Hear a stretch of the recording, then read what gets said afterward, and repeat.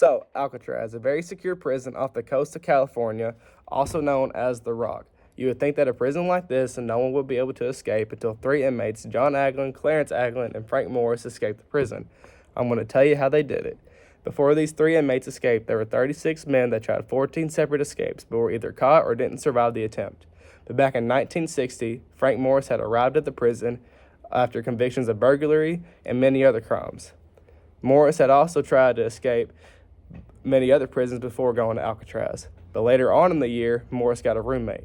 John Aglin was arrested and sent to Alcatraz. Then his brother, Clarence Aglin, was sent to Alcatraz at the beginning of 1961. They had all known each other from past prison visits. They started to plan an escape. Morris was the one behind the planning, but they also had some help from another inmate, Alan West. A year goes by, and they've been planning the escape the whole time. Then the morning of June 12, 1962, the morning routine of checking their beds came to find that John, Clarence, and Frank were missing.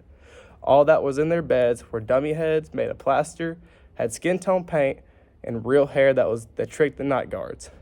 But how did they escape? Apparently, after putting the dummies in the bed, they squeezed themselves through the cell vents and ended up crawling up the prison pipes until they get to the roof. Once on the roof, they slid down the smokestack to the ground and then released their raft made out of 50 stolen raincoats.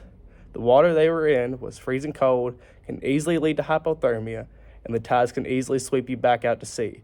But not only that, it was a mile that they had to travel on water. No one knows if the prisoners lived or died.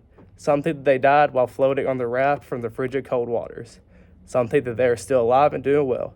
No one knows for sure.